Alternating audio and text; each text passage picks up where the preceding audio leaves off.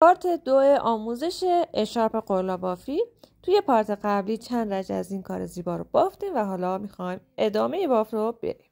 خب اینجا باید رنگ کارمون رو تغییر بدیم. نخمون رو قطع کردیم و حالا میخوایم یه گره خفت روی نخ جدیدمون میزنیم و محکمش میکنیم.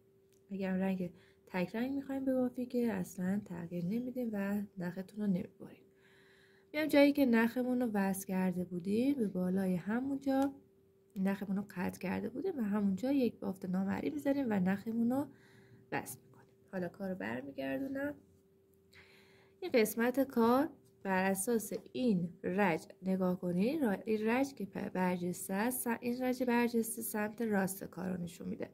الان رجی که میخوایم ببافیم سمت چپ کاره. این رو باید در نظر حتما داشته باشین چون میخوایم حالت برجستگی رج ببافیم. خب برای شروع من یه دونه زنجیره میزنم که خودش به عنوان یک پای کوتاه محسوب میشه. کنار همون زنجیره روی همون پایه اول 2 تا پای کوتاه دیگه هم میبافم. میشه 3 تا پای کوتاه روی پایه اول بافتیم. از این پایه به بعد ما پایه همون همه باید برجسته ببافیم، اما برعکس این قسمت. ما اینجا برجستگی از جلو میبافتیم، اینجا باید از پشت ببافیم. چون برجسته میبافیم نمیتونیم نخ‌ها رو بینشون پنهان کنیم، پس در آخر این نخ‌ها رو پنهان میکنیم ما بین پایه ها. 3 تا پایه که زدیم به این صورت ببینید قلابو از رو، ببینید من دارم از رو قلابو به زیر حبابی میبرم و بیرون میارم. حبابی رو به صورت برجسته کردم. حالا نخ میگیرم و یک پایه کوتاه میزنم. میرم روی پایه بعدی که پایه بلند هست و همین صورت قلابو به این صورت میبرم و پای کوتاه همو میزنم. دوباره روی بعدی به همین صورت پای کوتاه میزنم. ببینید این سمت چپ کار به این صورت در میاد و سمت راست کار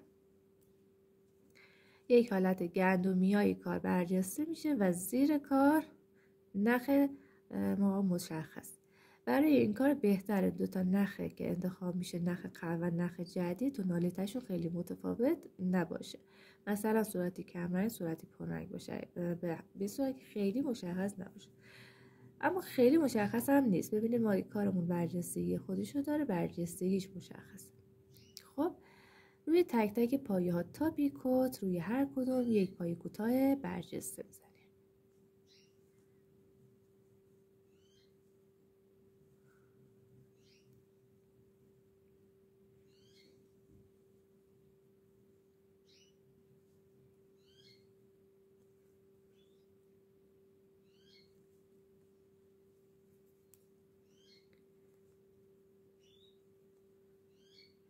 تا اینجا پایه ها رو بشماریم.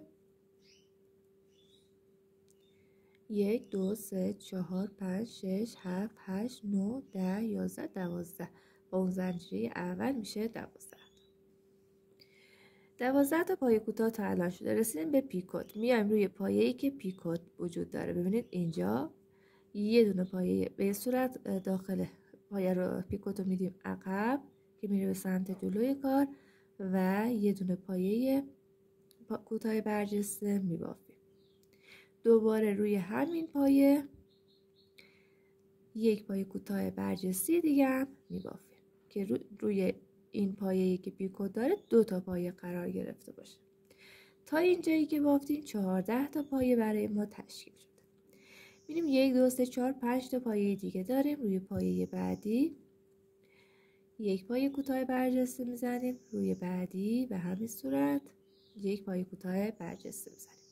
2 تا پایه کوتاه برجسته زدیم. روی پایه بعدی یک پایه ساده برجسته میزنیم. روی پایه بعدی یک پایه بلند برجسته میزنیم و روی بعدی هم یک پایه بلند برجسته میزنیم. تا الان به این صورت شد. خب تا اینجا بافت رو انجام دادیم. حالا این قسمت کار رو رد میکنیم. میایم روی 1 2 3 4 5 تا حبابی که داریم. روی حبابی اول یک پایه بلند برجسته میبافیم. روی پایه بعدی دوباره یک پایه بلند برجسته. روی بعدی یک پایه ساده برجسته و روی دوتای باقی مونده قبل از پیکوت روی هر کدوم یک پایه کوتاه برجسته میزنیم. ببینید این قسمت کار داره پر میشه.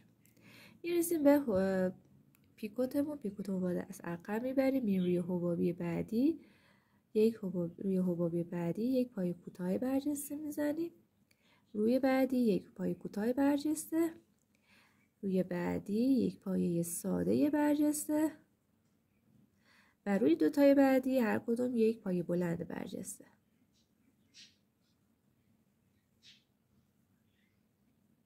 خب دوباره این قسمت رو رد میکنیم، میرسیم به قسمت وسط کار که 8 تا حبابی داریم. میایم روی حبابی اول یک پایه بلند برجسته میزنیم، روی پایه بعد یک حبابی برجسته، یک پایه بلند برجسته، روی بعدی یک پایه ساده برجسته و 5 تای بعدی روی هر کدوم یک پایه کوتاه برجسته میزنیم. یعنی 5 تا پایه کوتاه برجسته باید بافته بشه.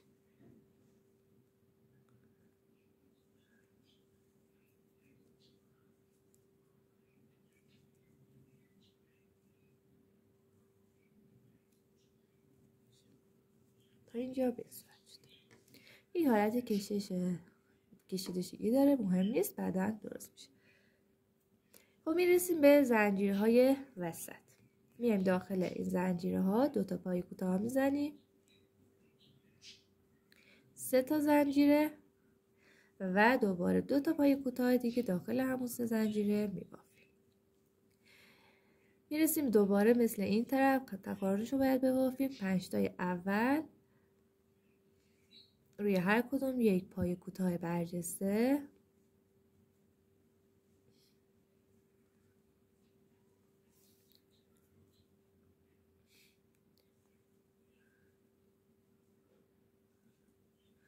روی بعدی یک پایه ساده برجسته و روی 2 تای بعدی هر کدوم یک پایه بلند برجسته. این 2 تا پایه بلند برجسته میبافیم. خب متقارنش رو باید ببافیم که من براتون میگم. باز میرسیم به اینجا.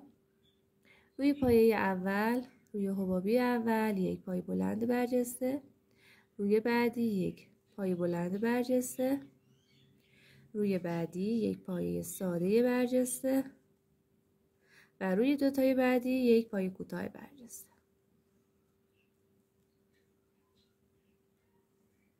پیکوتو میدیم عقب، میایم روی حبابی بعدی یک پایه کوتاه برجسته، روی بعدی هم یک پایه کوتاه برجسته، روی بعدی یک پایه ساده برجسته و روی 2 تای بعدی هر کدوم یک پایه بلند برجسته.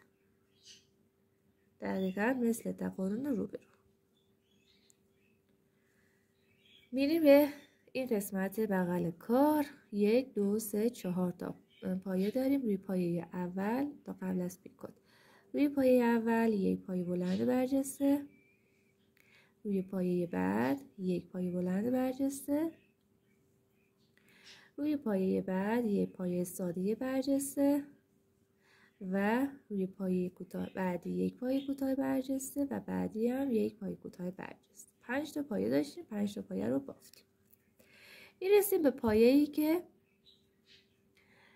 اینجا ببینید قبل از پیکوت 5 تا پایه رو بافتیم. میرسیم به اینجا که بعد از پیکوت. از این طرف پایه ها رو میشمارم: 1 2 3 4 5 6 7 8 9 10 و از این طرف هم پایه ها رو بشمارم: 1 2 3 4 5 6 7 8 9 10. روی 11مین پایه 2 تا پایه کوتاه زدم. اینجا هم به همین صورته. روی 11مین پایه که میشه این پایه، یعنی بعد از پایه پیکوت 5 تا پایه رو بافتیم. روی پایه ششم میشه 2 تا باید پایه کوتاه بزنیم، 2 تا پایه کوتاه برجسته. حالا میرم روی پایه بعدی که پایه حبابیه، روی پایه پیکوت هم هست. یک پایه کوتاه برجسته میزنم، روی بعدی یک پایه کوتاه برجسته و به همین صورت تا آخر روی تک تک پایه ها تا دونه آخر یک پایه کوتاه برجسته میبافم.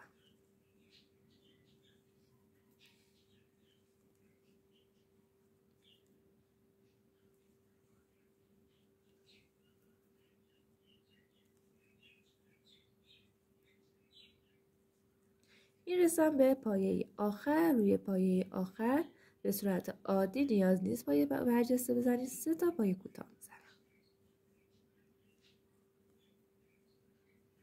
به صورت حالا جوری صافش میکنم، میکشمش و سمت راست کارو با هم ببینیم. به این صورت ببینید پیکوت ها اینجا برجستگی دارن و حالت گندمی هم برجسته شد. برای رج جدید 3 تا زنجیره میزنیم که خودش به عنوان یک پایه بلند محسوب میشه. کنار همون 3 زنجیره روی پایه اول 2 تا پایه بلند دیگه هم میبافیم که با 3 زنجیره اول میشه 3 تا پایه بلند. یک زنجیره میزنیم روی پایه بعدی، یک پایه بلند میزنیم. یک زنجیره میزنیم، یک پایه رد میکنیم، روی پایه بعد یک پایه بلند میزنیم. یک زنجیره، یک پایه رد میکنیم، روی پایه بعد یک پایه بلند میزنیم و به همین صورت ادامه میدیم تا قبل از پیکوت.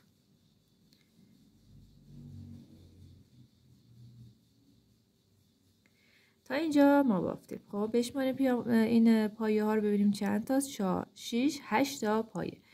8 تا پایه بلند که زدیم با اون 3 تا پایه اول هم میشماریم. 8 تا که زدیم ببینید اینجا پیکوت ماست. بعد از 8 تا ما باید پایه کوتاه بزنیم یا پایه ساده میزنیم. و برای اینکه قشنگ بشه پایه ساده میزنیم به پای، چون پایه کوتاه کامل میچسبه به پایین، اما میخوایم پایه ساده میزنیم که کمی بالاتر بیاد. یه دونه زنجیره زدم، ببینید این پشت پیکوته. یک پایه که رد میکنم، 1 2 3 روی 3 پایه بعدی هر کدوم یک پایه ساده میزنم. یکی رد میکنم، روی بعدی یک پایه ساده میزنم، یک زنجیره، روی بعدی یک پایه ساده میزنم، یک زنجیره و دوباره روی بعدی یک پایه ساده میزنم. 3 تا پایه ساده زدم، حدودا میشه پشت پیکوتمون. پس تا الان 2 4 6 8 تا پایه بلند زدم و 3 تا پایه ساده و ما بینشون هم که پایه زنجیره زدیم. یه دونه زنجیره میزنیم. حالا از پایه ساده ها، یعنی از اولین پایه ساده تا پیکوت قبل از پیکوت بعدی باید 8 تا پایه داشته باشم. مثل این قسمت اینجا 3 تاشو بافتم، 5 تا دیگه باید پایه داشته باشم. اما پایه بلند یه زنجیره میزنم، یک پایه رد میکنم، یک پایه روی پایه بعدی یک پایه بلند میزنم، یک زنجیره، یک پایه رد میکنم، روی پایه بعدی یک پایه بلند میزنم، یک زنجیره، یک پایه رد میکنم، میام ما بین 2 تا پایه‌ای که اینجا ببینید یک حالت فاصله داریم، اینجا داخل این حلقه یک پایه بلند میزنم. تا الان 3 تا پایه از 5 تا رو زدم. یک زنجیره میزنم، یک پایه رد میکنم، روی پایه بعدی یک پایه بلند میزنم، یک زنجیره، بعد دوباره یک پایه رد میکنم، روی پایه بعدی یک پایه بلند میزنم تا قبل از پیکوت رسیدیم. پایه ساده رو بشماریم. 1 2 3 4 5 6 7 8 تا پایه زدیم. ببینید اینو باید در نظر بگیرید. بزرگتر هم که اشاره بشه باید در نظر بگیرید. بین پیکوت تا پیکوت باید 8 تا پایه باشه. همینطور از اول تا پیکوت اول هم 8 تا پایه باید باشه. حالا اگر دقیقا مثل بافت من چون بالاتر که رفتیم تعداد پایه ها بیشتر میشه، ممکنه به مشکل بر بخورید. اینو باید در نظر بگیرید که 8 تا پایه از اینجا تا اینجا باید باشه. حالا شما میتونید اگر دیدید نمیشه، کم میشه، میتونید جابجاشون کنید. حتما نباید بینشون یه دونه فاصله باشه. کم و زیاد این طرف اون طرف کنید پایه رو که اینجا حتما 8 تا پایه رو جا بدید. خب حالا یه دونه زنجیره میزنم و روی 3 تای بعدی روی هر کدوم یک پایه ساده میزنم. ببینید الان من پایه ساده همو از اینجا شروع کنم میاد اینجا. خب اما پشت پیکوتم قرار نمیگیره. پس چه کار میکنم؟ میام باز میکنم پایه بلند آخر رو،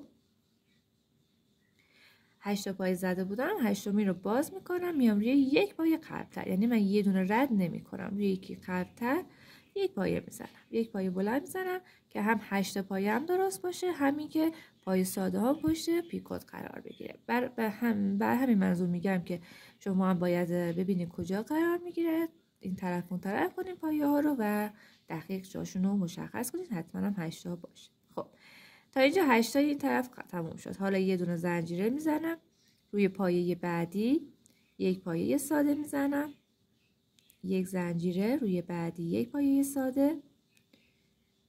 بین پای ساده هامون هیچ فاصله نیست، یک زنجیره و بین پایه بعدیمون هم یک پایه ساده. 3 تا پایه ساده کنار هم قرار میگیره، ما بینشون هم یه دونه زنجیره و ببینید پیکوت روی پایه ساده دوم قرار میگیره. اگه اینو بیام بالا به این صورت میشه. اینجا هم همینطور ببینید روی پایه ساده دوم قرار گرفت.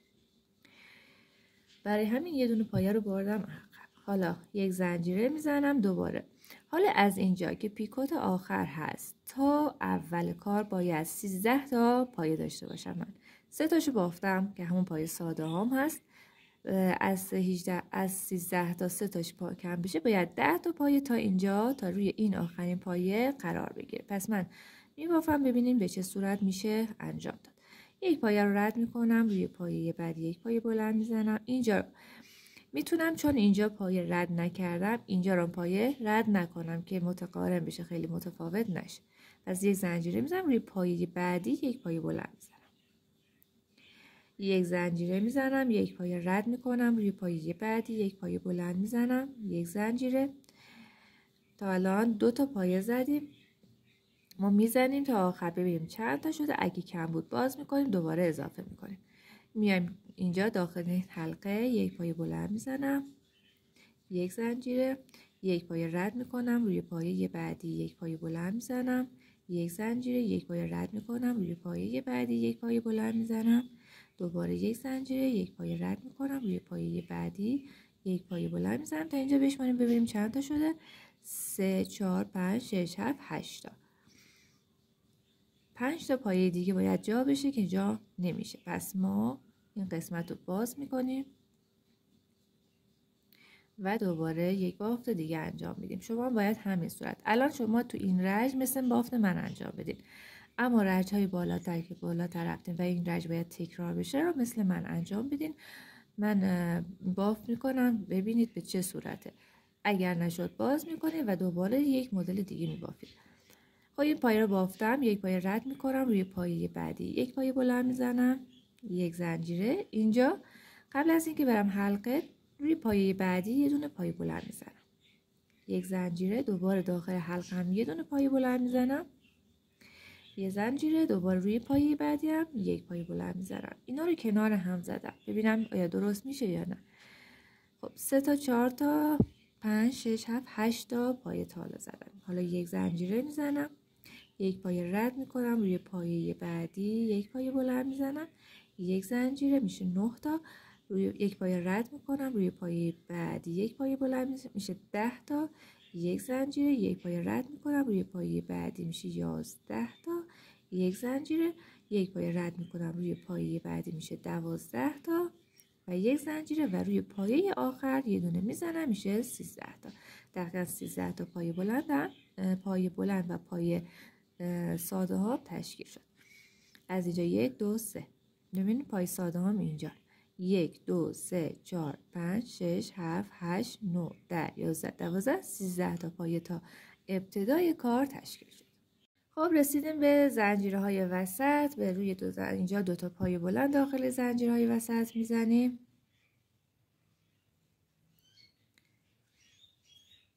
یک زنجیره و دوباره 2 تا پایه بلند دیگه داخل همون زنجیره های وسط میبافیم. خب از اینجا دوباره تکرار میکنیم. از اینجا تا قبل پیکوت باید 13 تا پایه مثل مقابلش داشته باشیم. میایم نگاه میکنیم ببینیم پایه های قبلی از کجا شروع کردیم. روی پایه اول و دوم بافت داریم، پس یک زنجیره روی پایه اول یک پایه بلند میزنیم، یک زنجیره روی پایه دوم هم یک پایه بلند میزنیم، دقیقاً مثل رو به رو بشه. یک پایه رو رد کردیم، روی پایه بعدی یک پایه بلند زدیم، پس اینجا هم یک زنجیره میزنیم، یک پایه رد میکنیم، روی پایه بعدی یک پایه بلند میزنیم، یک زنجیره میزنیم، نگاه میکنیم دوباره یک پایه رد کردیم اون سمت، پس این ورم یک پایه رد میکنیم، یک پایه بلند میزنیم، یک زنجیره، دوباره یک پایه رو رد کردیم، روی بعدی یک پایه بلند زدیم. به اینجا رسیدیم. 2 تا پایه برامون باقی مونده. روی پایه بعدی یک پایه رد میکنیم، دوباره یک پایه بعد روی پایه بعدی یک پایه بلند میزنیم. یک زنجیره داخل این حلقه حتما باید یک پایه بلند خورده بشه، پس میزنیم. یک زنجیره روی پایه بعدیش یک پایه بلند میزنیم، مثل اینجا که 3 تا پایه رو کنار هم زده بودیم. روی این زدیم، روی بعدیش هم زدیم، یک زنجیره میزنیم، روی پایه بعدی هم یک پایه بلند میزنیم. دقیقا مثل روبرو نگاه میکنیم ببینیم کجاها پایه بلند خورده و کجاها پایه ساده زدیم. یک زنجیره میزنیم و دوباره روی پایه بعدی یک پایه بلند زدیم. خب تعداد پایه ها رو بشماریم. غیر از این دوتایی که روی زنجیره زدیم کاری بر نداریم. 2 4 6 8 10. 10 تا پایه زدیم، رسیدیم به قبل پیکوت. حالا این 3 تا پایه ساده هم که بزنیم میشه 13 تا. یک زنجیره میزنیم، میایم روی پایه بعدی یک پایه ساده، یک زنجیره، یک پایه ساده روی بعدی، یک زنجیره و یک پایه ساده روی بعدی میزنیم. این 13 تا کامل شد و دقیقاً پایه دوم ساده‌مون هم افتاد پشت پیکوت. حالا یک زنجیره میزنیم و این قسمت با پای ساده ها تا اینجا باید 8 تا بشه. پای ساده ها رو 3 تا در نظر میگیریم، اینجا باید 5 تا پایه بزنیم. پس یک زنجیره میزنیم، یک پایه رد میکنیم، روی پایه بعدی یک پایه بلند میزنیم، یک زنجیره، یک پایه رد میکنیم، روی پایه بعدی یک پایه بلند میزنیم، یک زنجیره، داخل حلقه هم یه دونه پایه بلند میزنیم، یک زنجیره، یک پایه رد میکنیم، روی پایه بعدی یک پایه بلند میزنیم، یک زنجیره و دوباره یک پایه رد میکنیم، روی پایه بعدی یک پایه بلند میزنیم. اینجا ببینید دقیقاً یکی در میون شد. 2 4 6 8 پایه. دقیقاً مثل اینجا که یکی در میون بافتیم، اینجا هم یکی در میون میبافیم. میرسیم به ستایی که پشت پیکوت هست. یک زنجیره میزنیم، روی هر کدوم یک پایه ساده میبافیم. یک زنجیره، یک پایه ساده،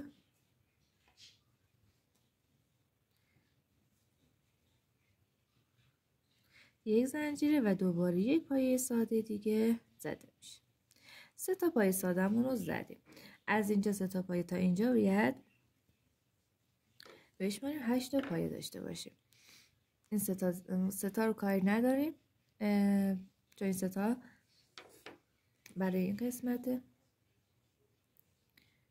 3 تا رو کاری نداریم. از اینجایی که پایه ساده ها تموم میشن و میخوایم پایه بلنده رو شروع کنیم تا آخر باید 8 تا پایه داشته باشیم. 3 تاش که میشه روی پایه آخر و پس میشه 5 تا اینجا. پس من یک زنجیره میزنم، یک پایه رد میکنم، روی پایه بعدی یک پایه بلند میزنم، یک زنجیره، یک پایه رد میکنم، روی پایه بعدی یک پایه بلند میزنم، یک زنجیره، یک پایه رد میکنم، روی پایه بعدی یک پایه بلند، یک زنجیره، یک پایه رد میکنم، روی پایه بلند بعدی یک پایه بلند میزنم. 2 4 5. یکی دیگه هم میبافیم که دقیق 5 تاش بشه. یک زنجیره. ببینید اینجا من الان 1 2 3 4 تا پایه دارم. یک پایه رد میکنم، روی پایه بعدی یک پایه بلند میزنم، یک زنجیره. 5 تا پایه هم تشکیل شد. حالا میام روی پایه آخر و 3 تا پایه بلندمو میبافم بدون زنجیره.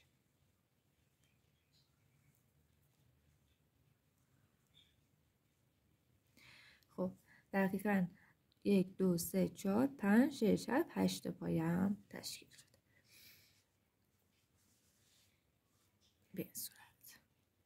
حالا شما رج‌های بالاتر که این رج باید تکرار بشه، بر همین اساسی که توضیح دادم از کجا تا کجا باید چند تا تشکیل بشه، شما به همون اساس باید بافت رو انجام بدید. یک بار دیگه میگم، ابتدای کار تا قبل از پای ساده ها باید 8 تا باشه. پای ساده ها تا قبل از پای ساده بعدی باید 8 تا باشه و این کار تکرار میشه. این برای رجای بعد تکرار داره. دوباره 8 تا از پای ساده ها تا این بالا باید 13 تا داشته باشیم غیر از اون 2 تای وسط. دوباره از اینجا بعد از 2 تایی که زدیم از اول روی پای کوتاهی که میزنیم از اینجا تا پای ساده با 13 تا باشه. بعدی دوباره بعد از پای ساده تا پای ساده ها باید 8 تا باشه و دوباره بعد از ساده ها تا آخر باید 8 تا باشه. برای شروع رج جدید یک زنجیره میزنیم. من کارو برگردوندم، برمیگردم کنار زنجیره اول. روی همون پایه کوتاه اول یه دونه پایه کوتاه میزنیم. حالا میریم روی هر کدوم از این پایه ها داریم، روی هر کدوم شروع میکنیم یک پایه کوتاه زدن. روی تک زنجیره هامون هم به همین صورت هر کدوم یک پایه کوتاه میزنیم.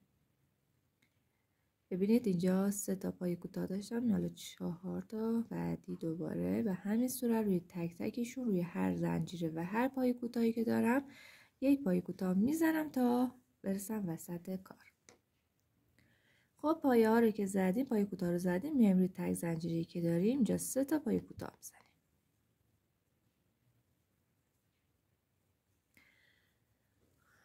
3 تا پایه کوتاه میزنیم، هیچ زنجیر هم نمیزنیم، میریم مستقیم روی پایه های بعدی دوباره شروع میکنیم به پایه کوتاه زدن.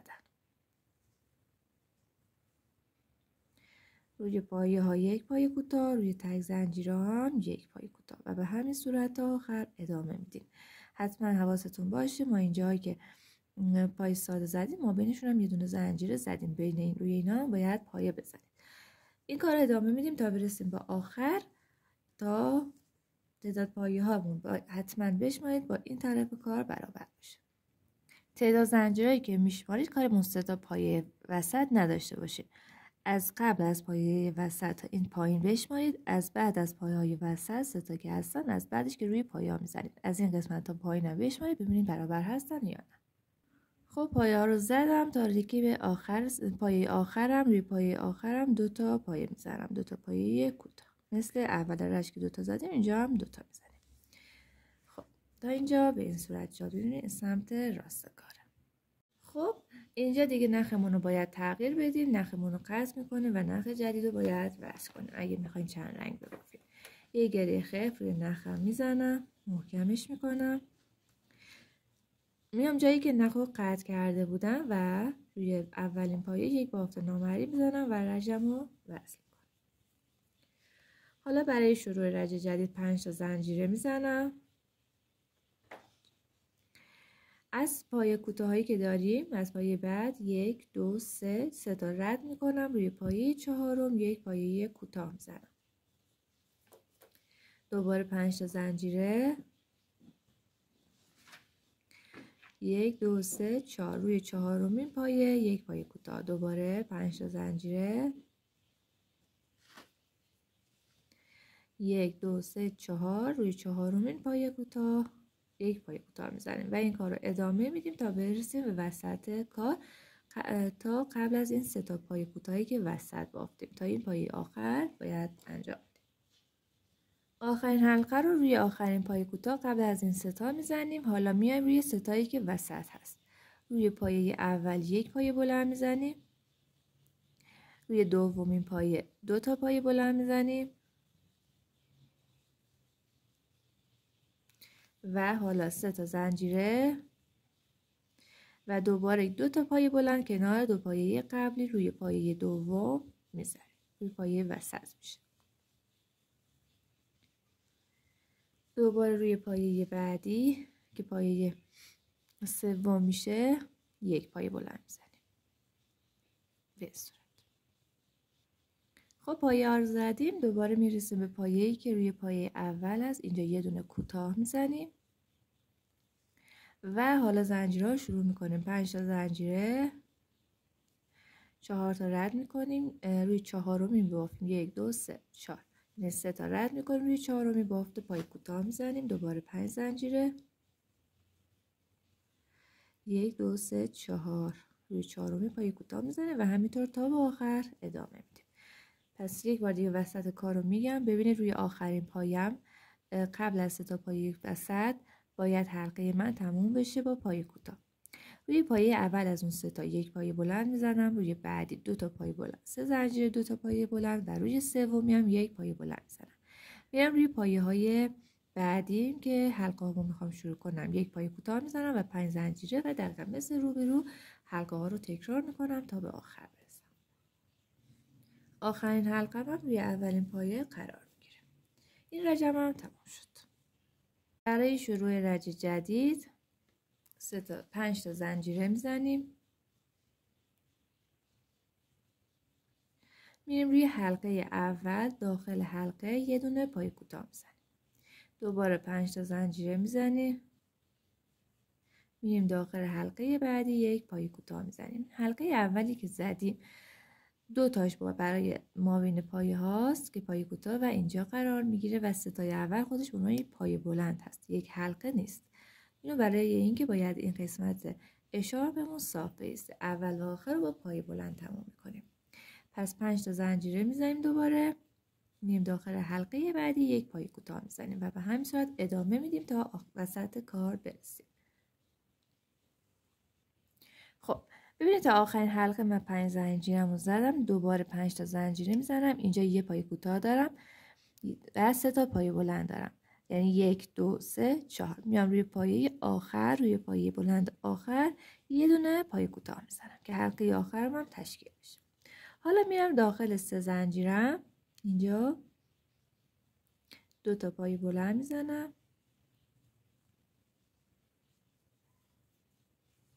3 تا زنجیره و دوباره داخل همون 3 زنجیرم 2 تا پای بلند دیگه هم میبافم به این صورت. حالا میام کنار پای اول، روی پای اول یه دونه پای کوتاه میزنم، 5 تا زنجیره، میرم داخل حلقه اول یه دونه پای کوتاه میزنم، دوباره 5 تا زنجیره، میرم داخل حلقه بعدی یه دونه پای کوتاه میزنم و به همین صورت تا آخر حلقه ها رو تکرار میکنم. 5 تا زنجیره آخر رو میزنیم، میایم داخل حلقه آخر یه دونه پای کوتاه میزنیم. حالا 2 تا زنجیره میزنم آخرین حلقه و میرم اول حلقه، جایی که نخ و وصل کرده بودم رج قبلی، یه دونه پای بلند میزنم و به این صورت رج بعدی من تموم شد. خب برای شروع جدید ما اینجا 3 تا زنجیره میزنیم روی پایه اول، یک زنجیره برای مابین پایه ها میشه 4 تا زنجیره میزنیم. یک پایه بلندم کنار همون 4 زنجیره روی پایه اول میبافیم به این صورت. حالا میریم روی 5 تا زنجیره‌ای که داریم اینجا شروع میکنیم به پای بلند زدن. 8 تا پای بلند میزنیم.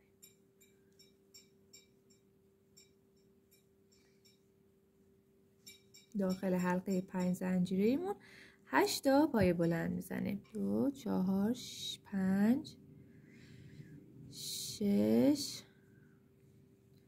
7 و 8. 8مین پایه رو که زدیم میریم روی حلقه بعدی، داخل حلقه بعدی یه دونه پای کوتاه میزنیم.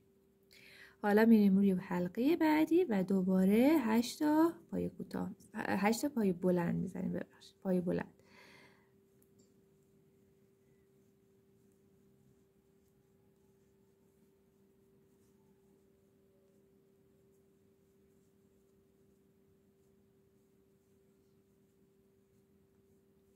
خب 8 تا پای بلند اینو زدیم، میریم روی حلقه بعدی یک پای کوتاه میزنیم و دوباره میریم روی حلقه بعد 8 تا پای بلند بعدی رو شروع میکنیم.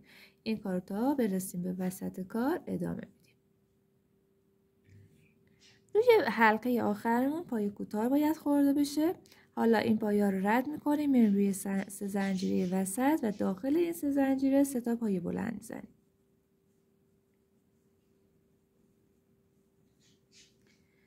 به این صورت. حالا 3 تا زنجیره اگر درست بافته باشین حتما روی حلقه آخرتون یک پای کوتاه بافته میشه. میام روی 3 زنجیره دوباره 3 تا پای بلند دیگه میبافیم و همه رو ببینید داخل یک حلقه وسط بافته این قسمت. حالا میریم داخل حلقه 5 زنجیره اولمون و یه دونه پای کوتاه میزنیم. میریم روی حلقه بعدی 8 تا پای بلند میزنیم و دقیقاً مثل روبرو بافت رو انجام میدیم. 8 تا پای کوتاه، 8 تا پای بلند روی حلقه بعدی یک پای کوتاه، 8 تا پای بلند روی حلقه بعدی و همینطور ادامه میدیم تا آخر رج.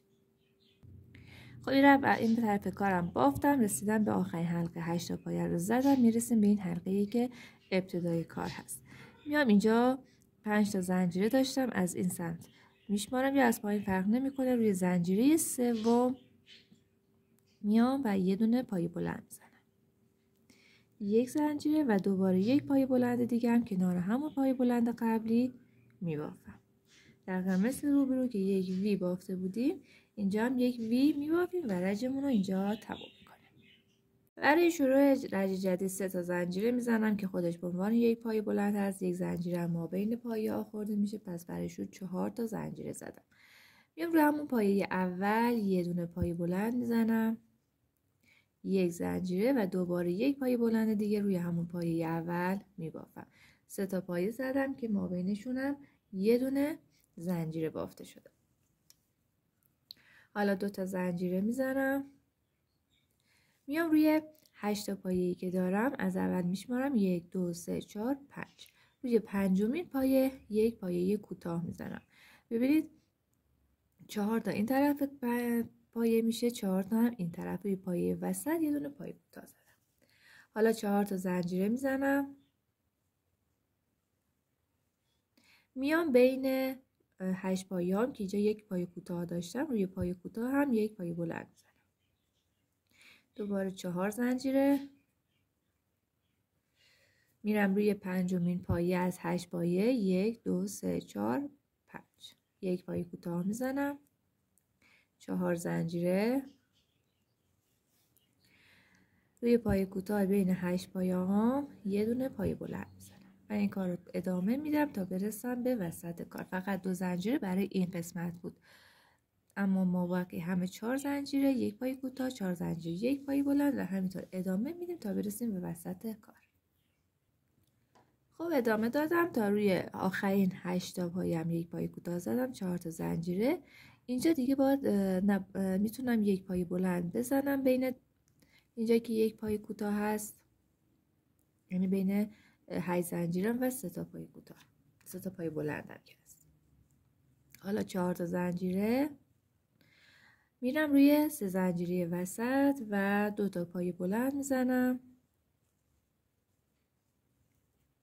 3 تا زنجیره و 2 تا پایه بلند دیگه هم کنار 2 پایه قبلی میبافم. خب حالا 4 تا زنجیره میبافم برای طرف مقابل. اینجا 3 تا پایه بلند داشتم، اینجا یک میام روی این پایه کوتاهی که اینجا هست و یه دونه پایه بلند میزنم. یعنی قبل از پایه 8 تا پایه بلندم که بلند بشه یه پایه کوتاه داشتم. حالا 4 تا زنجیره، میرم روی پنجمین پایه از 8 پایه 1 2 3 4 5 یه دونه کوتاه میزنم. دوباره به همین صورت 4 زنجیره، یک پایه بلند، 4 زنجیره، یک پایه کوتاه ادامه میدم تا برسم به آخر رج. رسیدم به آخرین 8 تا پایه، پایه کوتاهمو زدم مثل مقابل. در آخر 2 تا زنجیره میزنم و میرم روی پایه آخر. اینجا 4 تا زنجیره دارم، از بالا روی دومین پایه میرم یه دونه پایه بلند میزنم، یک زنجیره، یک پایه بلند دیگه کنار پایه بلند قبلی میبافم، یک زنجیره و دوباره یک پایه بلند دیگه کنار پایه بلند قبلی میبافم. یعنی 3 تا پایه بلندم رو بافتم و رجم رو اینجا تموم میکنم. خب دیگه رنگمون رو باید عوض کنیم. نخمون رو قطع میکنیم، محکم میکنیم، یه گره خیط روی نخ جدید میزنیم و میایم جایی که نخمون رو قطع کرده بودیم روی پایه اول یک بافت نامرئی میزنیم و نخمون رو بست میکنیم. حالا 3 تا زنجیره میزنیم برای شروع رج که خودش به عنوان یک پایه بلند هست و یک پایه بلندم دوباره کنار همون 3 زنجیره روی پایه اول میبافیم. میریم روی تک زنجیرمون یه دونه پایه بلند میزنیم، میریم روی پایه‌مون یه دونه پایه بلند میزنیم، میریم روی زنجیره یک پایه بلند میزنیم و روی پایه هم یک پایه بلند میزنیم. میرسیم به 2 زنجیره، داخل 2 زنجیره 2 تا پایه بلند میبافیم. میرسیم به پایه کوتاه، روی پایه کوتاهمون یک پایه بلند میزنیم. میرسیم به 4 زنجیره، داخل 4 زنجیره 3 تا پایه بلند میزنیم.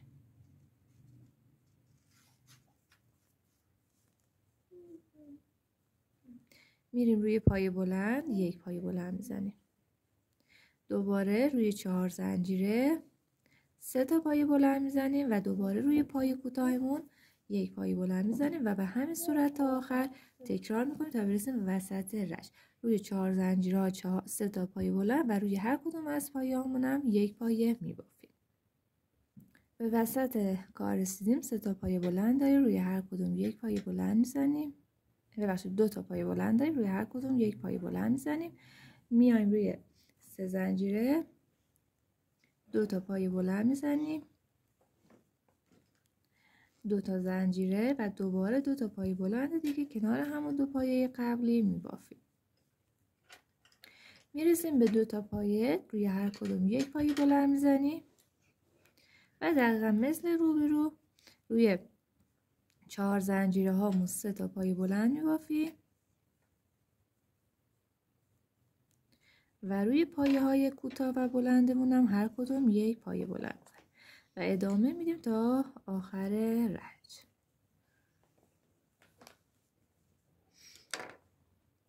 رسیدم به آخر رنج، روی 2 زنجیر رسیدم. روی 2 زنجیر مثل روبرو 2 تا پایه بلند میزنم. میرسم به پایه های آخر، روی پایه و زنجیره هر کدوم 1 پایه بلند میزنم.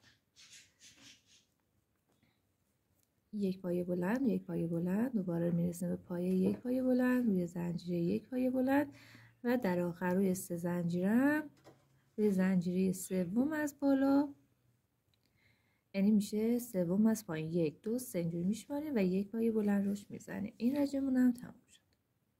برای شروع رج جدید 3 تا زنجیره میزنیم که خودش به عنوان 1 پایه بلند هست و کنار 3 زنجیره 2 تا پایه بلند میبافیم روی همون پایه اول. خب ببینید این قسمت کار ما نگاه کنیم، پشت کار سمت ماست و این قسمت که سمت روی اشارپ هست به سمت دیگه است. پس ما باید پایه هامون رو پایه برجسته و عکس پایه اولی ببافیم. مثل این پایه باید ببافیم. پایه برجسته که اینجا بافتیم اینجا به همون صورت باید ببافیم. به این صورت که 3 تا زنجیر میزنید. روی پایه بعدی ما پایه بلند برجسته میخوایم بزنیم. قلابو از زیر پایه بیرون میبریم و پایه بلند برجسته میزنیم. دوباره روی پایه بعدی به همین صورت پایه بلند برجسته میزنیم. 3 تای اول نیاز نیست، اما از بقیه که شروع کردیم روی اولین پایه که میبافیم هیچی. از پایه های بعدی دیگه روی هر کدوم از پایه هایی که داریم روی تک تکیشون 1 پایه بلند برجسته میبافیم تا برسیم به وسط کار. ببینید این طرف کار به این صورت برجسته میشه. خب بافت ادامه دادم. ببینید این طرف کار به این صورت شد و اینم طرفی که دارم میبافم. میرسم به روی 2 زنجیره 2 تا پایه بلند میزنم.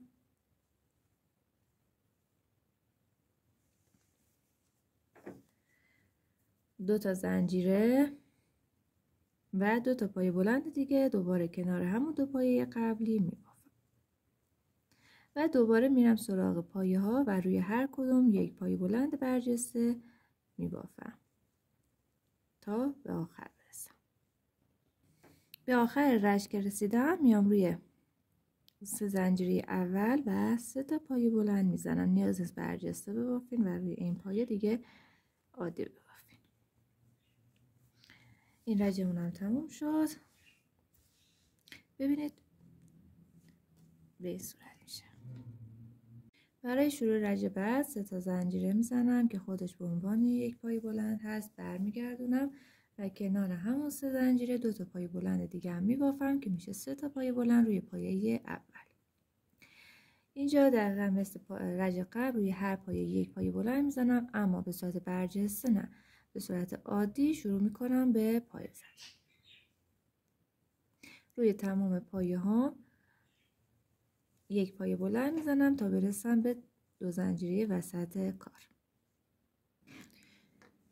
میرسم به وسط کار، روی 2 زنجیره مثل رج قبل 2 تا پایه بلند میزنم، 2 تا زنجیره و 2 تا پایه بلند دیگه کنار 2 پایه قبلی میبافم. دوباره میرم روی پایه ها، روی هر کدوم 1 پایه بلند میزنم تا پایه آخر.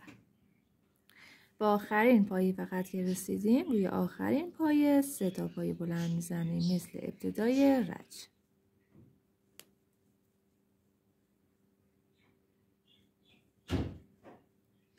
خب این رجی که میبافیم ببینید دیگه از اینجا به بعد تکرار کاره.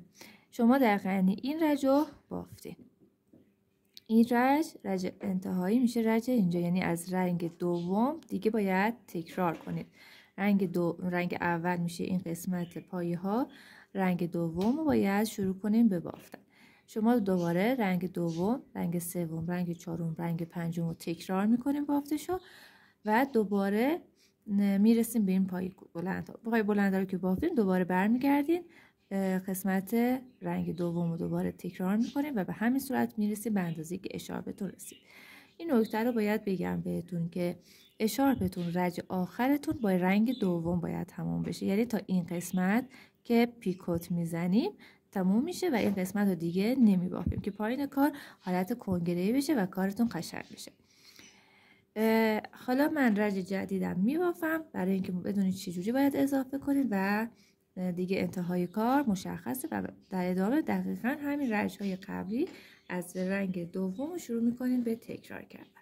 من با همین رنگ ادامه میدم، اما شما اینجا باید رنگش رو تغییر بدید و دقیقا همون جاهایی که این با رنگ تغییر دادید در ادامه هم تغییر میدید.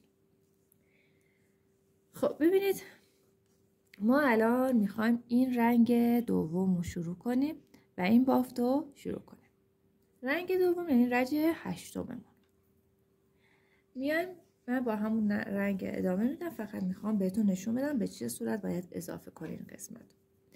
خب روی پایه اول 3 تا دوب میزنیم، 3 تا بلند میزنیم، 3 تا زنجیری میزنیم برای پایه اول، 2 تا دیگه هم براش میزنیم کنارش.